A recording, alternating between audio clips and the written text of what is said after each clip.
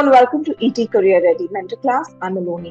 Today we are featuring EIT InnoEnergy Master School, where a representative of the school, along with students, both current and past, will share their insights into why innovation and entrepreneurship are key to boost your engineering career. And if you're considering a future in sustainable energy, why EIT InnoEnergy should be among your choices for a master's program. This session has three parts with three presentations. First, let's hear from Alberto Gonzalez, Innovation and Entrepreneurship Education Manager at EIT InnoEnergy. He explains the different master's programs, the competencies they attempt to drive in students looking to excel by ensuring a solid technical base, industry linkages, and inculcating an innovation mindset in students so that they're able to solve real-world challenges when it comes to various energy technologies and transitions which are needed for sustainable systems. To start, figured that I'll give you a brief introduction about EIT InnoEnergy and who we are. When we present EIT InnoEnergy, we always like to tell that we are the most active climate tech early stage investor worldwide. And this might sound a bit strange, right? Because we are also a master school with very exciting master programs. But like an important thing of what we do is to work with entrepreneurs and to work with innovators to help bring their projects, to help bring their startups to the next level. And that's why we know that innovation and entrepreneurship are critical for engineering students. We have helped, I can say, more than 480 startups in the past years. And to give you an idea of how big the potential impact of these startups is, we are talking about 1.1 gigatons carbon footprint reduction by 2030. This is massive. This is a massive amount of CO2 that can be removed, that can be reduced by 2030. We were established in 2010. We are supported by the European Union, and well, we're very happy, or I'm very happy to be here with you today. So, what is it that we do when you look at the education side of EIT InnoEnergy? Well, we do 6 master programs, the Masters of Science, and these are masters in engineering, but we have a very important component on innovation and entrepreneurship. So we have master programs in energy technologies, in renewable energy, in energy for smart cities, in nuclear energy, and sustainable energy systems, and also smart electrical networks. We work with top European universities and business schools, and you see down there some of our top employers, and also some of the startups that have been created by our alumni. Startups such as Climatize, operating in the US, working with rounding in credit card transactions to fund sustainable energy projects, or Seaborg, a company that works on molten salt reactors, small modular molten salt reactors to generate electricity. We already have quite a bit of traction, I would say, 1,800 plus students. 70% of our graduates, they work in Europe, and most of our students, in fact, get an offer even before they have finished their studies. Why is it that we decide to put these innovation and entrepreneurship skills in the mix when we have our master programs? Because we know that the energy sector needs professionals with more than technical skills to achieve the sustainable future. If we are to achieve this energy transition that we are involved in, we need innovation and we need entrepreneurship, because these are the skills that are needed to lead the energy transition.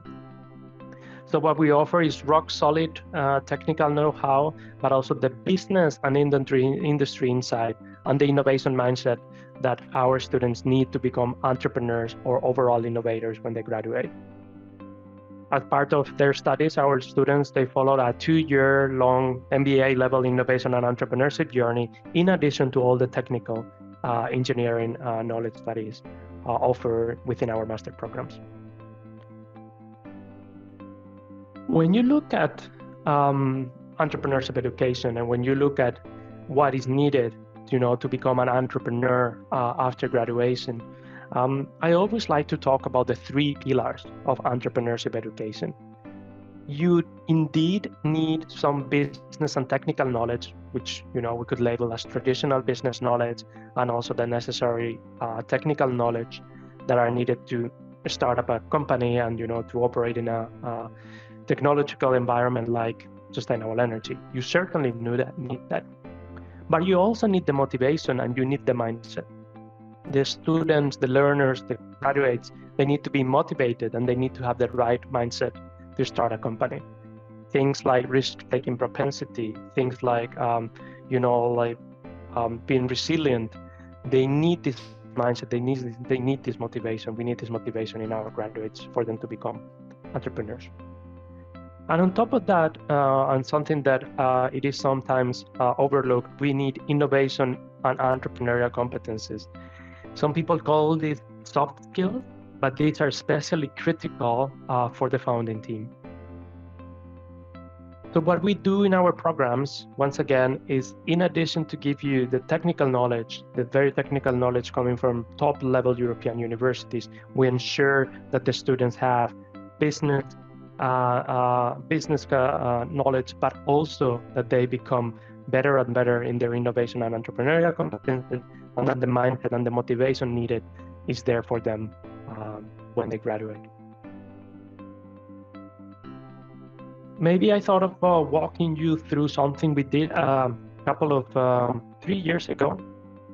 So 3 years ago, as part of our impact investment activities, we decided to take a look at the entrepreneurial competencies that are critical in sustainable energy startups in Europe. And we look at over 500 founders and co-founders of startups across almost every geography in the European Union. We looked at Spain, we looked at Portugal, we looked at France, Sweden, Germany, the Benelux area, and basically we analyzed which competencies were needed for the entrepreneurs to be successful. Because of course, we all want our startups to be successful. And a lot of that, when it comes, when we are talking about early stage startups, a lot of it relates to the competencies of the startup team. So I'll tell you in a minute what the results were. But let me first say that we decided to focus on competencies, because competencies are at a different level than, skills, knowledge, are way deeper down and are the real drivers for the success of our entrepreneurs. And we look at competencies with Bojaczic's definition of behavior plus intent. If you look at the iceberg model, which you might be familiar with, we are not, addressing the upper levels of the iceberg, but we are going deeper to the competencies, to the motives, to the traits, to see how people behave and why people behave that way. We came up with this model after more than a year of academic research, but also a lot of input from the industry on a lot of the competencies, or I would say at least some of the competencies that are very relevant for the success of startups and the success of entrepreneurs. If you know something about emotional intelligence, you will see that there is a bit of a relationship with the model we use and the model of emotional intelligence. We worked with the team of Goldman's to actually develop this catalog. So there is a lot of influence coming from this very widely used framework, the framework of emotional intelligence. Rather than concentrating on all of those, I want to introduce you to a person we call Mr. Purple. And Mr. Purple is an example, a very good example of, how an entrepreneur in sustainable energy looks like in Europe. The entrepreneurs in sustainable energy sometimes are a bit older than in other sectors, but this is not so much the case for a lot of the companies we're seeing now on the digital sphere and digitalization of energy. But on average, we get entrepreneurs who are in his early, and I mean his because usually you get male entrepreneurs in his early 40s. The good thing that we have in InnoEnergy is that we have also high percentage of women in our programs, and that allows us to have very good companies led also by women and also by men. So we actually are pushing the boundary, and we are bringing this average of age lower and lower, with each of the companies that we get out of our master programs, and also having more and more female entrepreneurs in sustainable energy. What I mostly wanted to talk about on this slide is what you see on the other side, not Mr. Purple, but on the competences that he is very good at, because this is something we can all learn from. So when we did our research, we identified basically 5 key competences. And the first one is by far the most important one, is this competency that we call achievement motivation, very much related to a similar competency called human orientation, drive to achieve, achievement drive. There are many different ways to call this, and they are all pretty much the same. But what is it? Achievement motivation is this desire or tendency to try to do things as best as possible, as efficient as possible, is this drive to achieve things. In order to do that, of course, you need to take some calculated risks, so that makes our entrepreneurs to have a risk-taking propensity, the second competency that you see in there, higher than a normal individual. It also means that to achieve, you need to innovate, which is, of course, what we want our entrepreneurs to do. The second competency that we saw, I already mentioned it, is sort of like part of the achievement motivation competencies, risk-taking propensity. The third is impact and influence. And impact and influence is a key competency. It's a key competency implying, this capacity to convince, to influence, and to impress others. This is very, very, very important for early stage startups, because you need to convince investors to invest in your startup, but you also need to convince people to join your team. You need to convince people to join your team versus joining, say, a corporate.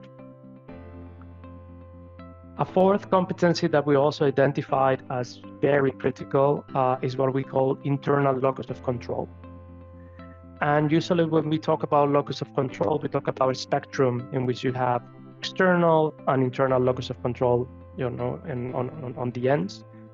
And to give you an example, a person high on external locus of control wakes up in the morning and says, it doesn't matter what I do because, there's a destiny and, I will not be able to influence that destiny. On the other side, a person who's 100% internal locus of control wakes up in the morning and thinks that he or she can change the world. Nobody is 100-0, by the way. But of course, you can imagine that we want entrepreneurs to be leaning towards internal locus of control. And the very last competency that I wanted to mention today is team leadership. And of course, team leadership is this intention to take the role of a leader in a team or other type of group and lead others. And I think it's self-explanatory or it's very easy to understand why we want entrepreneurs to be very good and very high at team leadership competencies. So to be completely honest with you, this is the same model that we saw before, right? And it is structured this way for a reason. The reason is that the more you move towards the last column, the most difficult these competences are to learn. And this is why, I'll tell you in a minute how we do this in InnoEnergy. But before I go any further, and just, to ease everyone's mind, you really don't have to be good at all of them. Nobody can be good at all of them, okay? What we saw when we looked at all these entrepreneurs across Europe is that the profile was very similar at the competency level, regardless of whether we had a woman from Spain or a man from Sweden or a German girl or a Polish man. It didn't matter. It was very similar at the competency level. Of course, there were other differences, but the competencies, what makes an entrepreneur, the core of a successful entrepreneur, were very similar. So with InnoEnergy, what we aim to do with our master programs is that our students, they learn within EIT InnoEnergy's ecosystem. Because as I mentioned before, the further you go towards the third column, the more difficult those competences are to learn. And those competences are, the best way to learn them is by hands-on experience, by working with entrepreneurs, being surrounded by people who are, for instance, high on achievement orientation. And that's why we put together startups, scale-ups, innovators, students, industry, all the power of InnoEnergy's ecosystem, which you see somehow summarizing here, working together for our students to be able to learn and to get the right competences. Once again, in addition to the very high rocket solid technical knowledge that they get from our partner universities. Another way to look at it is what we say that is the knowledge triangle, bringing the knowledge triangle to life. We put together industry, education, research, and we manage this ecosystem to make the most of it so it benefits our students, the startups, the industry, and overall, the energy transition that I think I can say we all aim to achieve. To give you a very specific example, and I will be finishing very soon, this is a floating offshore wind turbine in the coast of Portugal. It's from one of our portfolio companies. And the people you see in there actually on that floating platform, those are InnoEnergy students. And to put together this project, they really needed to go an extra mile, because to give you an example, when the deployment started, some fishermen of the area, they started having demonstrations against this. So there was a lot of conflict management, there was adaptability, all the things that you can only learn, to be completely honest, you can only learn by experiencing them. And this is once again the core of our master programs and the core of everything that we offer. And we are very proud to have all these 1,800 students who are already pushing the boundaries and changing and accelerating the energy transition with the top employers or with their own startups, but in any case, innovating and being entrepreneurial. That's all I have for you today. That's my name right there and my email address. I'm always open to getting questions and any reactions later on. So I hope you enjoyed this. I hope you join us in our master programs so you can also be shaping the future of the sustainable energy world. Thank you very much. That was Alberto with a comprehensive presentation. Do write into him if you need more information on the programs they offer. Next, we have with us Praneet Daspute. He gave up his job in India to pursue a double master's in energy technology at InnoEnergy. Praneet, welcome. We are really looking forward to hearing from you on the opportunities in the energy sector and how it's influenced your choice of master's program. So let's talk about innovation and entrepreneurship and how it can boost your engineering career. Really have made a good presentation with good insights. So let's talk about my background and how I have reached here with InnoEnergy's master program. So currently I'm a first year student of Masters in Energy Technologies with the EIT InnoEnergy program. My first year is happening at IST Lisbon, and my second year is planned to be at Renewable Institute of Technology in France. So the whole program is a dual degree program. It happens at two different universities in two different countries, and that is one of the good parts about this program, that you get to experience two different cultures altogether and the whole European ecosystem, how it changes. So Portugal in general is very different compared to France. The energy landscape is very different. Both of these countries, Portugal and France, are very different than Sweden, right, or the Nordic countries in general. So you understand this landscape of countries, and that is one of the finer parts, because all of our colleagues who study with us are again have their year two in different countries. There are year two students here at IST who had their year one at different countries, in Sweden, in Norway, right? So that is a whole cultural experience that InnoEnergy gives. Now, talking about my background, I am a production engineer from Vishwakarma Institute of Technology. I graduated in 2018. Right out of college, I took up a job at a company called TE Connectivity. It's a connector manufacturing company, and I was responsible for operations.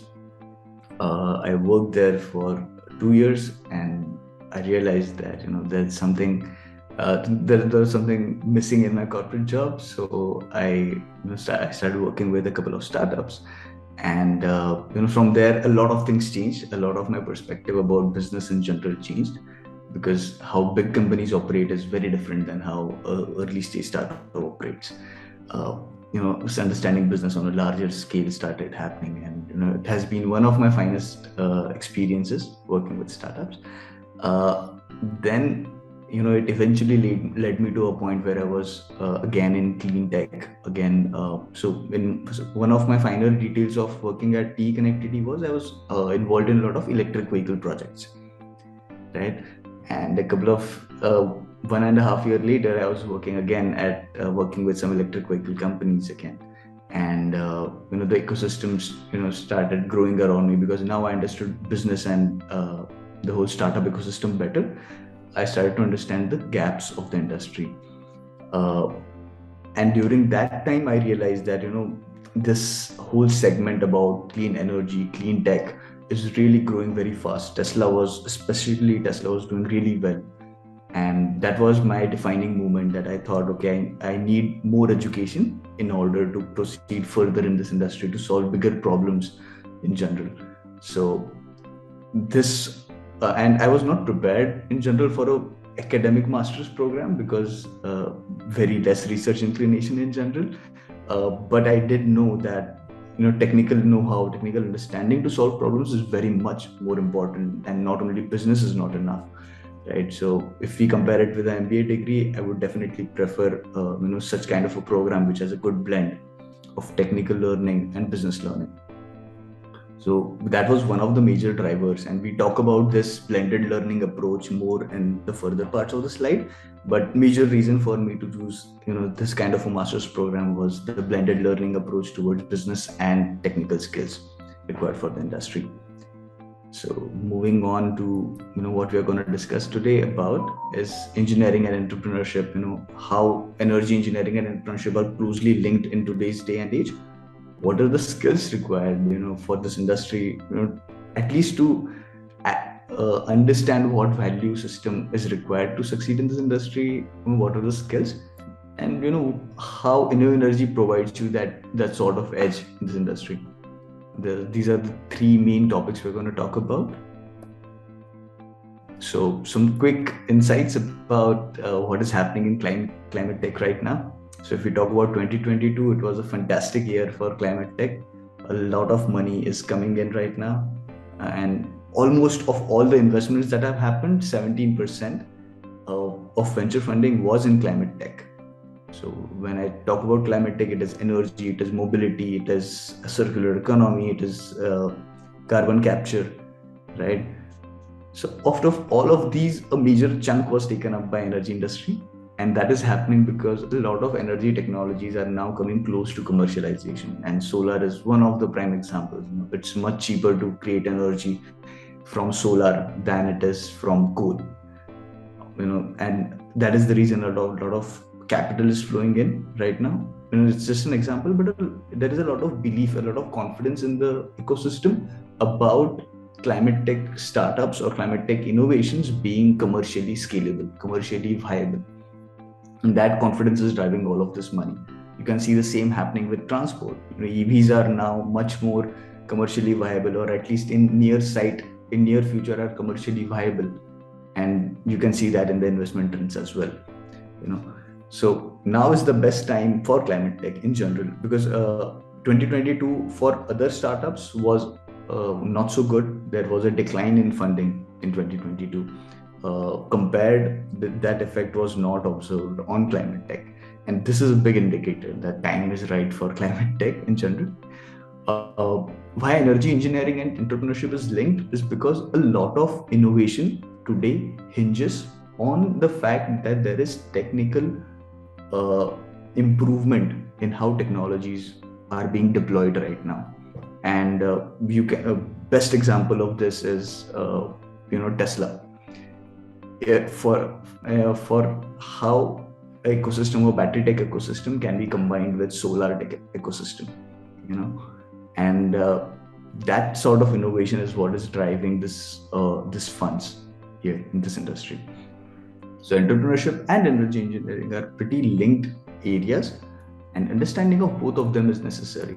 So what are the skills in today's energy industries that you would require to leave alone create value in this ecosystem, but just to make sense of why things happen the way they happen, right? Because it's not just engineering, it is not just business, but there are a lot of other aspects to it. There is a geopolitical angle of energy independence to this industry right now. You can see that what is happening around in this world and how energy plays a very crucial role in a country's progress, right? So energy independence, the lens of public policy has a major role in this industry's progress, because Europe is a good example about it. That a lot of reform that has happened in climate tech in Europe is because of the well-framed public policies. A lot of businesses today take initiatives about energy, about climate tech, or about in general climate change, because there is a very well-framed public policy in place from a long time, right? Then there is obviously breakthrough technologies that matter a lot. This world right now is betting on future technologies that will change how industry operates. For example, lithium-ion batteries are still not the best approach towards energy storage. We are working on solid-state batteries. We are working on hydro storage. We are working on compressed air storage. All of these technologies and their viability is very important in general to solve this climate crisis, right? Innovative business models are as necessary as it can be, because how we can, these all technologies are expensive. Okay, it's difficult to make sure that these technologies reach the masses, and the only thing that is going to make it happen is going to be because of these innovative business models. That is what makes it possible for people to use technologies that are slightly expensive than their conventional counterparts, but still make sense for the environment. The climate finance is a very big piece of the puzzle, because all of this innovation requires a lot of funding to go through, right? If you want to make India 100% renewable, there is a lot of investment that we will need to put in, right? So climate finance is very important, and decarbonization, as we know already, is that has happened at the COP27 as well. That every country has a goal of decarbonization by 2050, 2030, in some cases 2070, right? So all of this understanding is very crucial for you to create impact in this segment. Because there is a lot of opportunity, but it is not just technology, or it is not just business that is going to make do.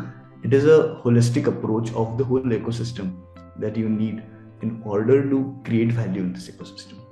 And that is where this InnoEnergy really makes sense. Some technologies, when we talk about technology, some technologies that are gaining traction, which are not conventional. One is hydrogen, one is thermal storage, geothermal energy. All of these technologies are gaining a lot of traction today, and that is something that InnoEnergy has in sync with the industry.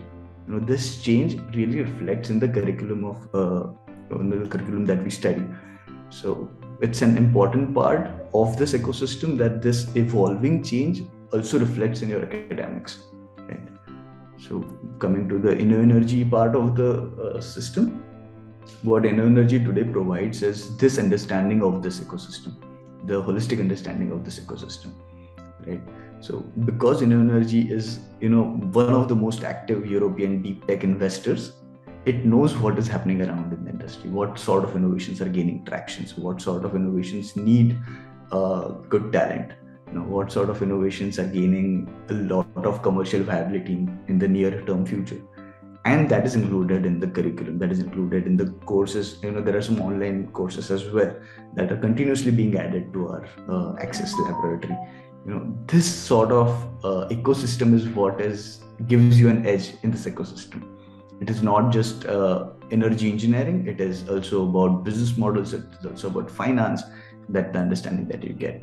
So a parallel track that runs along with our masters at universities. So I'm studying at Technico, but there is also a parallel track that is running with UTUM in Germany, with TU Munich, and that program gives me understanding about business. Right? So and not only business, but business in context of energy. Right? So that is the sort of distinction that InnoEnergy today brings to us. There is one more good initiative that happens. There is a competition called Battle of Green Talent, which is very distinct to InnoEnergy students. It is a competition where you can pitch your ideas about climatic innovation and even get funding. It's a very friendly competition where you get to test your ideas. You get to, there are judges from Siemens, there are judges from ABB, Northvolt, who come in and give you advice about your idea, your understanding about the industry, about the technology.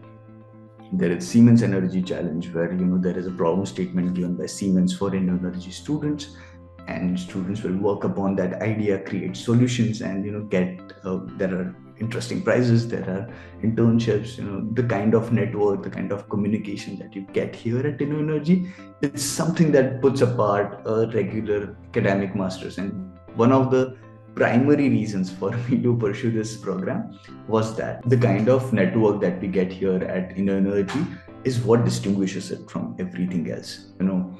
A regular master's program was something I would have never pursued because I'm not so much inclined towards research or towards the thesis part of masters, but I'm more interested towards learning deep tech, learning, understanding the impact of technology on a larger scale of frame, not just 2 years, 5 years, but 15 years, 20 years. And such kind of innovation maturity cycle has happened a lot in Europe. Europe has seen testing technologies that are new. A lot of technologies, energy technologies that we have never heard of have been tested here in Europe.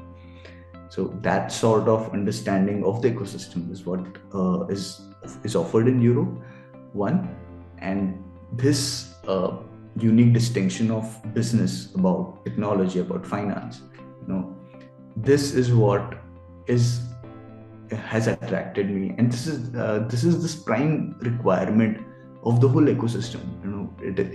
It attracted me definitely, but I knew that it is not just technical skills that is going to drive the industry forward. It is such sort of nuances of the ecosystem that you need to know in order to solve bigger problems, to create some change, to add some value, right?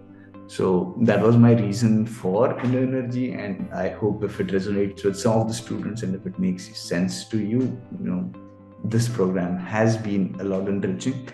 I'm looking forward to a 5-day workshop with UTUM coming in this month, and which is specifically focused on how to evaluate innovation, how to evaluate ideas, and how to evaluate tech ideas and their impact. It's a 5-day immersive program in this month, so I'm looking forward to that now. And I hope if it helps someone, please join. It's a great place to be. Praneet, thanks so much. Many students would be driven by the same goals of building a network and being part of an immersive learning environment with deep industry linkages. And you say you found it. It's time for us now to hear from Arunava, who has a deep interest in aeronautics and aerospace, on why he chose InnoEnergy. after his engineering program in Japan. So I have called this presentation the Inno Journey, just a wordplay, but mainly to showcase my journey with them and why I chose to go with InnoEnergy, what made me choose the decision from my undergraduate and then post InnoEnergy, what I have been doing so far and what I'm currently doing. And also a little bit of my insights as to why I think the course can be well suited for some of you there. So bear with me for the next 10 minutes and I will show you basically the agenda is set into like where I talk a little bit about what I did before joining the course, then the actual course, what I did during, and then that has some of my memories as well. So just to show you guys how the life looks like as I go through the inner journey, and then post InnoEnergy, what I've been doing so far in the past 1.5 years, and what I'm planning to do next. I basically did my high school in India, which is the 10th to 12th grade. I mean, I studied my entire schooling in India, in Amritsar, then in Mumbai, then in Hyderabad. And I finished my schooling in Hyderabad, from where I joined Osaka University for a year-long language training. Then I joined Tohoku University in Japan as well, which for my undergraduate, which was initially in mechanical and aerospace engineering. This was as part of a government scholarship program that I had going on at the time, and then that's why it took 1 plus 4 years of my time to finish my undergraduate. And during sort of the last year in Tohoku University, I was doing my final thesis with a research lab there, which was focused on improving the efficiency of solar cell, mainly by silicon, so without doping, if I'm not getting too technical there. I was part of that solar cell research for a year. And that sort of made me realize that, research is all fine and good, but the work that we were trying to do there was not being able to be monetized, or, it couldn't actually come out and help the communities out there. And that's where I decided that maybe pure R&D is not my calling. I don't really want to do just pure research. While that is needed and great, what I wanted to do is actually help out communities out there on a local basis. I want to be there and making a change today and not like in 5 years. So that's where I kind of went through the journey, and then I had like two options mainly. I got this one master's offer from KTH, which was their full-time sustainable energy engineering program. And then my plan B was basically InnoEnergy's program, which was a blend of engineering and business at the same time. So it would have a more holistic view, but of course a little bit less engineering given the way the program is scheduled, or at least that's what I thought. And then I had the obvious choice. I was like, okay, so what do I choose? So there were some pros and cons, and I'm not going to bore you with reading all of these that I've written. It's shared for your reading if you so feel like. But the main question to choose here was that, should I go for a pure engineering, which of course deepens my engineering understanding, or should I go for a more holistic view where I understand how businesses actually work, and then from that perspective, how engineering should be focused towards. And given my interest and given my previous experience with working in a research lab for a year, I thought my plan B would be a much more challenging, but also a much more enjoyable process to understand what actually business work, how do they work, what they work on, and how the market reacts to the engineering solutions that we present, and give us the bigger picture. So I chose the InnoEnergy program, with the first year being actually at KTH with the InnoEnergy, and the second year I was in a university called UPC Barcelona for specific reasons. Well, the decision, so far, before I go into like details of it, right? Like the big gist of it has been that I was engineering, as you can imagine, with basic training in mechanical and aerospace, maybe with an understanding of renewables. And I think after I have finished this master's here today, I can I can say with some confidence that I do understand the business realities of this world, the energy sector rather, and then also look it from a lens of both engineering and business, which has helped me in my jobs as well, which I'll talk about in a bit.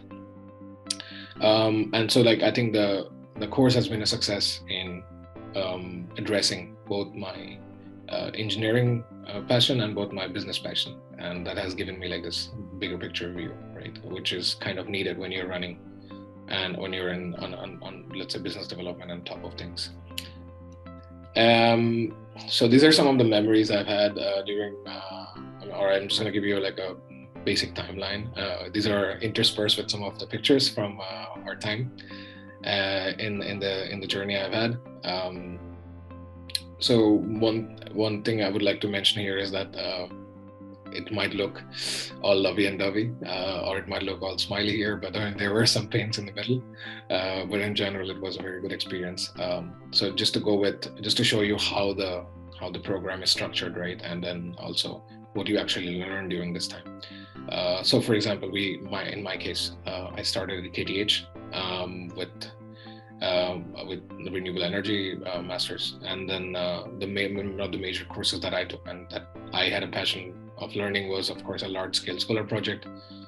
Then I actually worked with the Indian government for the energy management. There was a project there for developing a sustainable city in Gurgaon. And then also you learn a lot about the renewable energy tech and how it actually is developed, right? What parameters are kept in mind and so on. So this was mainly learning about the engineering side of things. But then again, in parallel, we had a course called Entrepreneurship and Innovation in the ESADE Business School, which is one of the top business schools in Europe. And there, through the one year long course, we learned what is innovation and management. How do you actually do a startup? What is a lean startup? How do you take care of the finances? What is the business development process like? How do you develop a product from scratch, from an idea to actual market, right? And I personally think, this is my opinion, that I learned a lot more during this time in ESADE, during my time at KTH in the same year, just because engineering is of course fun, but what I learned during the time in ESADE was a priceless experience from these people who have actually worked in multiple startups. Like all the professors in ESADE, they had worked in 15 startups on an average during their lifetime, and to gain that experience from them, to understand where technology comes in, how technology should be modified according to the market, and so on, was a big challenge. And I think that's what we enjoyed as well, these conversations mainly. I actually had my own startup going on at the time, which was focused towards electric grids, which I'm not a part of anymore. But that was also very, very good experience, in order to learn how to deal with different people and the market. Finally, in our second year, we have choices in energy. So the three major choices for us who started at KTH was École Polytechnique in Paris, then you have UPC Barcelona, and then you have IST Lisbon, which is in Portugal. And you have these three choices. Basically, people choose them based on the specializations they would like to take up and would like to specialize in. In my case, I wanted to improve my electrical knowledge because I was a mechanical engineer, and I've taken now some business courses, but I felt like knowing the electrical side of things was very important. Well, because it's energy and everything's electricity at the end of the day. So understanding that was very important to me. But also I wanted to improve my own Spanish. And so that's the reason I chose UPC as my second year. And finally, we graduated actually last year. It was a very humbling moment of the things we had gone through. You also have to remember that we were the master program which was the most affected by COVID, because we spent 1.5 years of our time working remotely during the time, which of course, it takes away some things from the program just because we were during the COVID time. The program has gone back, and I have met the recent students, and they're very happy with what they're going through. They're going through all these networking events, right? Which was, of course, not possible due to COVID. at the time. But the funny thing was that during COVID, all of us lived close by. We actually, in KTH, we lived all in the campus. So, we used to meet for all the projects. And even when we moved to Barcelona, we were actually like 15 people who moved to Barcelona. And all of us, it so happened that we took the house within 10 minutes walking of each other, even though we were searching separately. And in doing so, like, we were also meeting during, even though there was COVID and we couldn't go to classes, we were meeting in each other's houses for lunch and doing the work and so on. So it was a very nice collaborative atmosphere that I met. And all these people that you see in the pictures, I'm still in contact with them. They're working in like amazing companies. I mean, just to give you a few examples, like some of my friends here are working in ABB and McKinsey and Siemens Gamesa, and these are like the big names in the consulting and the energy world today, right? So this is something also that you gain from InnoEnergy, that not only that you will be gaining a good education and you understand all this, but you also gain this important network, important group of friends who go on and work in these companies, which are just like amazing to have, right? So when I meet them even today and the discussions we have is just priceless. That's something that neither money can buy, neither anything else can buy. Some other memories. So we did some hikes during the time in Stockholm.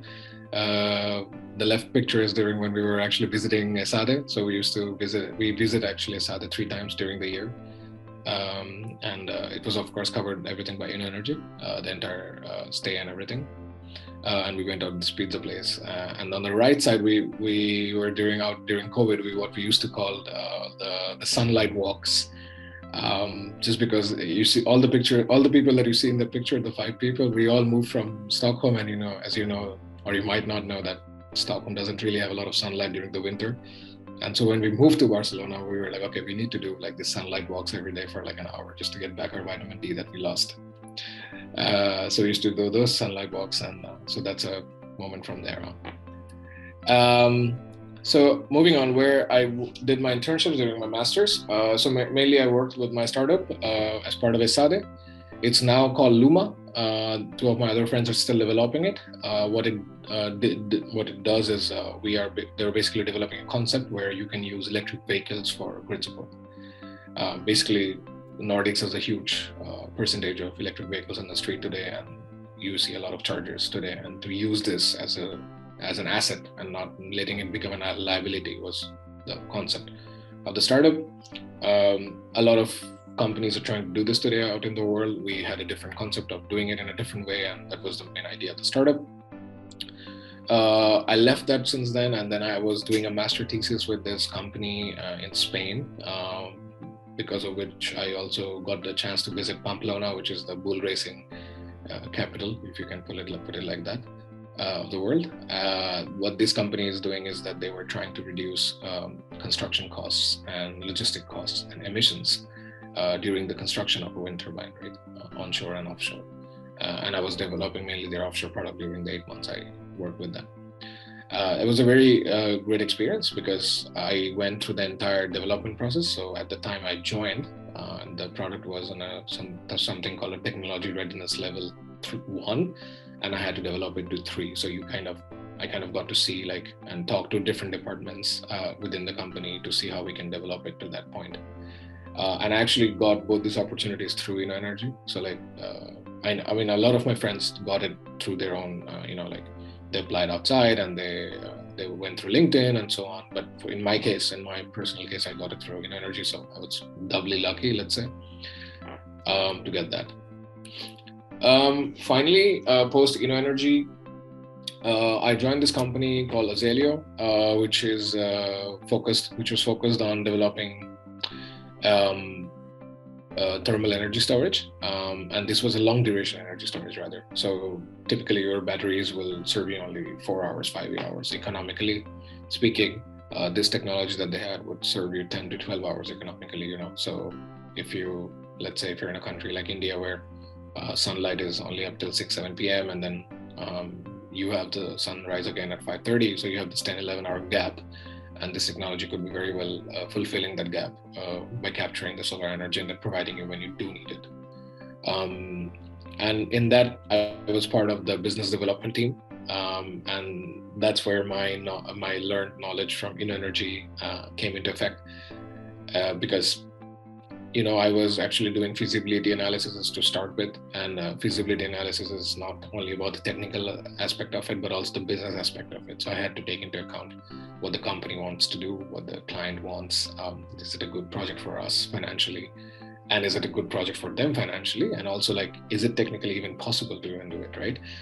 So that's where you really learn the advantage of InnoEnergy, where you get both these knowledges on both sides of the screen. And when you go into a company, and if you've already worked, I do not know, but like once you go into the company, you understand very quickly that people who are only in R&D or only in let's say operations, while their tasks are very, very important, they sort of have a very narrow view on things. And the team that has the most wide view on things is the BD department usually, because they are not only talking with the engineers, like I had to actually go through and talk with the engineers and talk with about our product, but they're also talking with the customers in the market.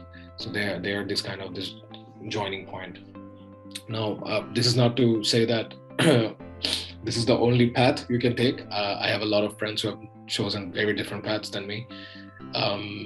This is the path I personally chose for myself, and I thought that InnoEnergy was very good at giving me that path. And then I joined this company called Worlds Technologies, which was a very short stint because, not in life, not everything works out the way you want. But there I was again with the team developing their ideation of their product, their pricing of their product, and understanding like software as a service, because that's something I've never worked with before. So I was excited to learn a little bit of that. I did work with a little bit of that. I learned somewhat, and I think that experience is going to help me in the future, because at some point, energy and digitalization are going to go hand in hand, and they are going hand in hand to make it more efficient, right? So that knowledge also helps. Finally, now I am in between jobs. That's the best way to put it. I am going to start a new journey. I have something earmarked, which I'm not sure I can share already. But it is going to be in the energy field, and it is going to be something to do with the business and the grid. And so that will be my new journey this year. Lastly, I would like to mention this thing that I always like to mention. If people ask me why do you think InnoEnergy is a good option, right? Why learning both business and engineering is needed, even though you might work only in engineering or only in business. Why is learning about both of them needed? This is my answer for that. So what I call this is the net zero acceleration puzzle, right? And most of you must have heard by now about the COP summits and the net zero acceleration, and then we have to reduce our emissions by 2030. We need to keep it under a certain amount of increasing to make our climate like possibly habitable. Otherwise, the weather events we see today, the intense heats and heat waves in India and Europe, and then you have weather patterns, islands that are going underwater in the Pacific, and so on. So for that not to exacerbate in the near future, in the next decade, this is what we want, right? And so for this, any person who's working to solve these challenges, not directly in the energy sector, even even people who are working in the supply chain, people who are working in other fields, even they need to understand how these stuff work when they do their work, so to improve and work together in this situation. So mainly 6 components to it. So you have a market component to it, which you learn through this. You learn, when I say markets, I don't mean just what the financial markets or anything like that. I mean actually what the market wants. Where do you actually have an offshore or solar market, or what sort of technologies are good for it, right? Not all technologies are good for all geographies, and not all technologies are mature enough to be deployed in all geographies. And then you have the economics of it, right? So that's what market teaches you. Then you have the regulation part of it. It's very important to understand the regulations, and the regulation also improves the policies of a government. For example, in the last couple of days, we have heard about the grid. We have heard about the new Indian budget, and we have seen that they are making a national hydrogen commission in India. and we need to understand the implications of that. We need to understand what challenges we'll face in construction of these hydrogen mission, what that will facilitate. Will it facilitate, let's say, a grid connection? Will it facilitate a construction of a green hydrogen plant and so on? So it's very important to understand the regulations and policies that come about in order to understand which way the air is flowing, let's say. And then you have the processes. You understand how things work, like supply chains. I mean, COVID has, if not anything, COVID has shown us that supply chain resiliency is something that every company is going for now after COVID. And that means diversifying your risks, diversifying your portfolios. And if you look around, at least in the energy companies, they're all trying to diversify. They're not trying to do just one thing because they understand that this is a very risky proposition, especially if in events like the pandemic. And to understand that these risks exist and contingencies for that is something that you also sort of learn and incorporate them into your timeline also. It's not only enough to identify them, it's also important to act on them and incorporate them. Then, of course, the obvious one, technology. So you need to understand, you need to be updated with the technologies of the world, what today is out there, what we can use today and what cannot be used today, and their economics, right? Do you take an expensive battery or do you just take a cheap solar power and so on? Lastly, the environment. That's something I want to also still increase my knowledge in. That's why I wrote it there. But I think environment is, of course, and when I say environment, I don't mean just the CO2 emissions and so on, but I mean, like recyclability of, where are the solar panels going after 25 years? Where are all the wind turbines going after these 25 years, right? Like we need to find prudent ways to recycle them. We need to reduce our waste, so as to say, all the batteries that are being put into these EVs, where are these batteries going, right? Are we just going to throw them out in the space or bury them under some ground? No, I don't think that's the correct way to do about things. So that's an important challenge, and I don't mean just for a company, but in general for our species as a whole, because while we might be solving one problem, we might be creating one in 30 years, right? So that's what we did with oil. We solved the challenge of poverty with oil and fossil fuels, but we created a monster of climate change with that. And for that not to happen, for that not to repeat, we want to learn, and I want to learn personally about this recyclability in supply chains. And finally, you will have a lot of competition in different markets. So as you go through InnoEnergy, of course, you will be probably learning different languages, like if you're in France, you probably learn French, or you're here in Sweden, you learn Swedish or Spanish. Swedish is a little less spoken, but of course, French and Spanish are more globally spoken languages, and that actually helps you open up different cultures. Once you learn a language, you learn also the way people think and work.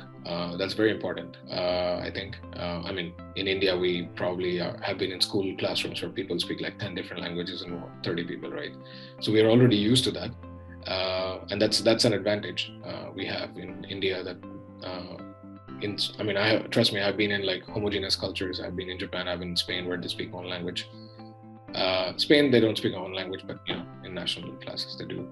So that's one advantage that we have as Indians, where we can exploit this understanding of different languages, different cultures, and take it to a global level. And I feel like that's the best way to collaborate. There is no way, competition is needed, but competition with collaboration is probably the way to go. Like you compete, but with a sense of collaboration. I think that's also what InnoEnergy teaches you. And I see it with my friends. I see it just because I know that they work with competing technologies, they work with competing companies, and yet they sit down together and discuss how they can make it better. Because the larger goal is, again, the net zero. With that being said, I will finish my presentation. And Thanks, Arunava, for sharing your personal journey and the insights for what students can expect from the InnoEnergy Masters program. Well, that's it from us in this mentor class. Do check out our website, ET Career Ready, for more insights on learning programs and skills that help you get future and career ready.